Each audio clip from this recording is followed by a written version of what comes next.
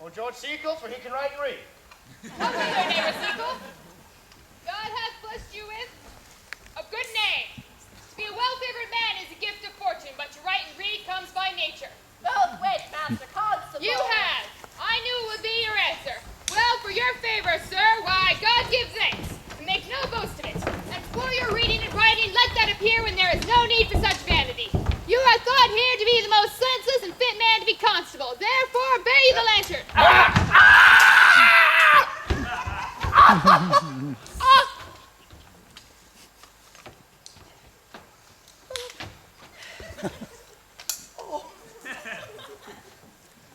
This is your charge. You are to comprehend all vagrant men. You are to bid any man stand in the prince's name. How about we not stand? Why then, depart in peace, and presently call all the watch together, and thank God you are rid of a knave. If he does not stand when he is bidden, he is none of the prince's subjects. True, and they are to meddle with none but the prince's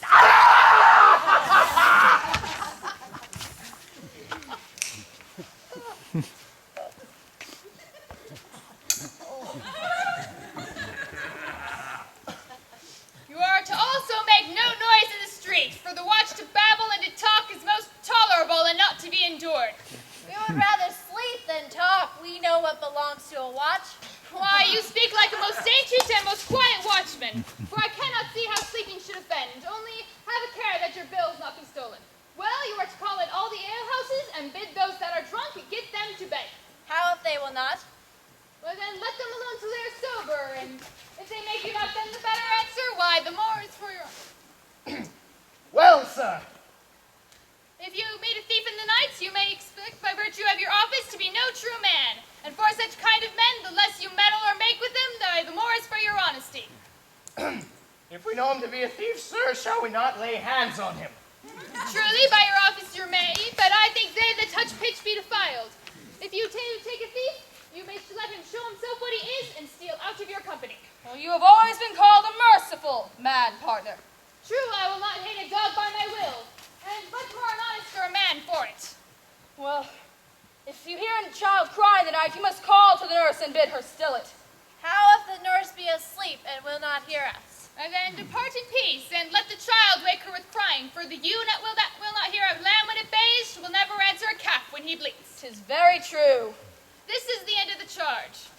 You, Master Constable, are to present the prince's own person. If you meet the prince in the night, you may stay him. Nay, byre lady, I think I cannot. 5 shillings to one honest man that knows the statutes he made. And there, how would not the prince be willing?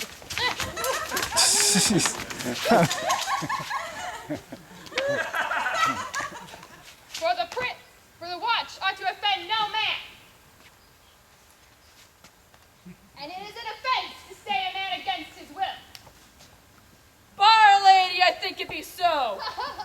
Well, masters, good night. Keep your fellows' counsels and your own. Come, neighbor. Well, masters, we hear our charge. Let us sit here upon the church bench till 2, and then all to bed. One word more, honest masters. I pray you much about Signor Leonardo's door. The wedding being there tomorrow, there is great pile tonight. Adieu,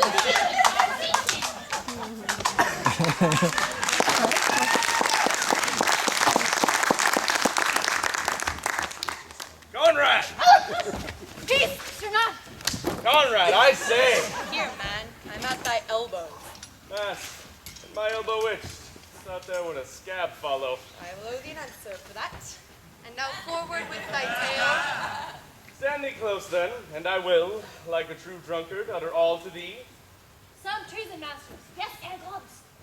Therefore, know I've earned of Don John 1,000 ducats. Is it possible any villainy should be so dear? Thou shouldst rather ask if it were possible any villainy should be so rich. For when rich villains have need of poor ones may make what price they will.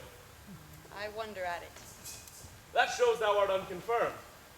Thou knowest the fashion of a doublet or a hat or a cloak is nothing to a man.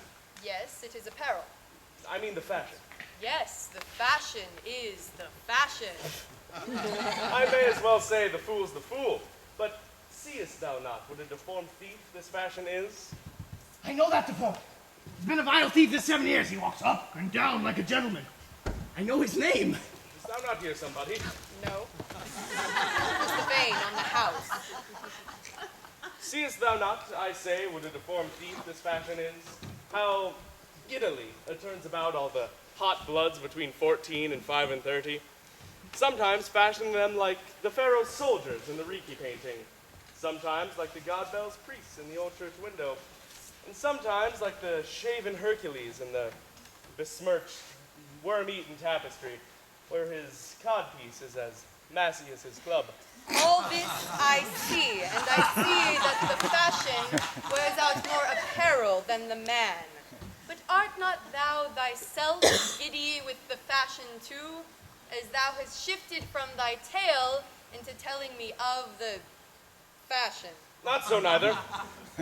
But no, I have tonight wooed Margaret, the waiting gentlewoman to the lady Hero, by the name of Hero. She leans me out her lady's chamber window, bids me 1,000 times good night. I tell this tale vilely. I should first tell thee how the prince and Claudio, planted and placed and possessed by my master Don John, saw afar off in the orchard this amiable encounter. And thought they Margaret was Hero. 2 of them did. The prince and Claudio. But the devil my master knew she was Margaret, partly by his oaths, which did possess them, partly by the dark night, which did deceive them, but chiefly by my villainy, which did confirm any slanders Don John had made. Away went Claudio enraged, swore he would meet her as appointed the next morning at the temple, and there, in front of the whole congregation, shame her with what he saw overnight, and send her home again without a husband. In the prince's name we charge you, stand! Call out the right master constable. We have here discovered the most dangerous piece of lechery that was ever known in the Commonwealth. And one to form this one of them, I know. He wears a lock in the ear. Masters, masters, Read it from forth, I warned you. masters. Never speak! You obey us.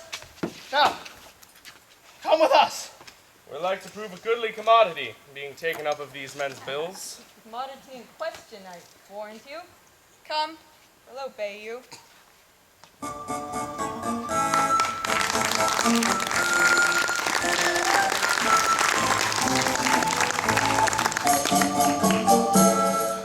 Sure, they think your other rubato were better. No, pray thee, good Meg, I'll wear this. By my troth, not so good, and I warrant your cousin will say so. My cousin's a fool. Thou art another. I'll wear none but this. Like the new attire with an excellently. The hair was not browner. And the gown's a most your fashion in faith. I said the Duchess of Milan's gown that I praise so. Oh, that exceeds, they say. By my troth, but a nightgown in respect of yours. Cloth with gold, and cuts. Laced with silver, set with pearls, down sleeves, side sleeves, and skirts. Round underbone with a bluish tinsel. But for a fine, quaint, graceful, and excellent fashion, yours is worth 10 on't. Oh, God, give me joy to wear it, for my heart's exceeding heavy. 'Twill be heavier soon with the weight of a man. My Conley, you're not ashamed. Of what, lady? Of speaking honorably? Is not marriage honorable in a beggar? Is not your lord honorable without marriage? I think you would have me say, saving your reverence, a husband, and that bad thinking do not rest true speaking. I'll offend nobody, but is there any harm in the heavier for a husband? None, I think, and it be the right husband and the right wife. Otherwise, 'tis light and not heavy. Ask my lady Beatrice else, here she comes. Good morrow, coz. Good morrow, Hero. Why now, how now? Do you speak in a sick tune? I am out of all other tune, methinks. Clasped into light of love, without goes without a burden. Do you sing it and now dance it? Ye, light of love with your heels. Then if your husband have stables enough, you shall see ye shall lack no barns. Oh, let's be construction, I scorn that with my heels. 'Tis almost 5 o'clock, cousin. 'Tis time you were ready. By my troth, I am exceedingly ill. Hi-ho. For a hawk, a horse, or a husband. For the letter that begins them all. H. Will you be not turned Turk, there's no more sailing by the star. What means the fool, trow? Nothing I, but God send everyone in their heart's desire. The gloves the Count sent me, they're an excellent perfume. I am stuffed, cousin. I cannot smell. A maid, and stuffed. catching a cold. Oh, God help me, God help me. How long have you professed apprehension? Even since you left it. Doth my wit become me rarely? It is not seen enough. You should wear it in your cap. By my troth, I am sick. I'll get you some of this distilled Cardus Benedictus and lay it to your heart. It's the only thing for a qualm. There thou prickest her with thistle. Benedictus. Why Benedictus? You have some moral in this Benedictus? Moral. By my troth, I have no moral meaning. I meant plain, holy thistle. You may think perchance that I think you are in love. Nay, byre lady, I'm not such a fool to think what I list, nor I list not to think what I can, nor indeed I cannot think. If I were to take my heart out of thinking that you are in love, or that you will be in love, or that you can be in love, yet Benedict was such another, and now he's become a man. He swore he would never marry. Yet despite his heart, he eats his meat without grudging. How you may be converted, I know not, but methinks you look with your eyes as other women do. What pace is this that thy tongue keeps? Not a false gallop. Madam, withdraw. The prince, the count, Signor Benedict, and all the gallants of the town are come to fetch you to church. Help dress me, good cuz, good Ursula.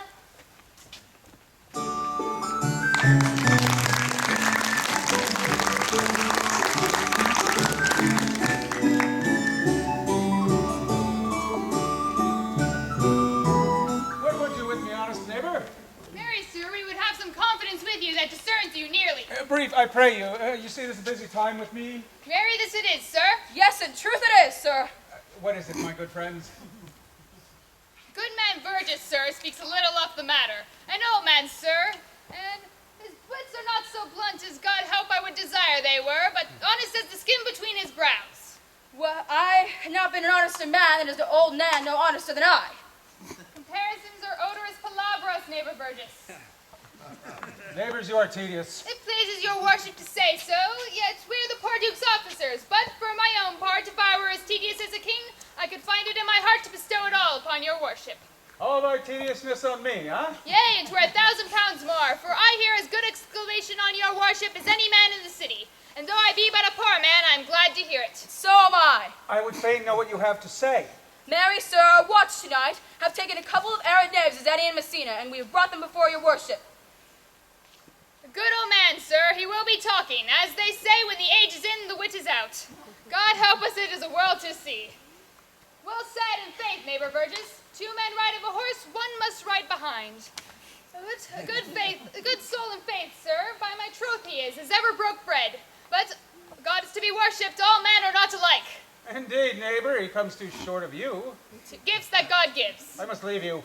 One word, sir, our watch, sir, have indeed comprehended 2 auspicious persons, and we would have them this morning examined before your worship. Take the examination yourselves and bring it me. I am now in great haste, as it may appear unto you. It shall be suffigance. Drink some wine ere you go. Fare you well.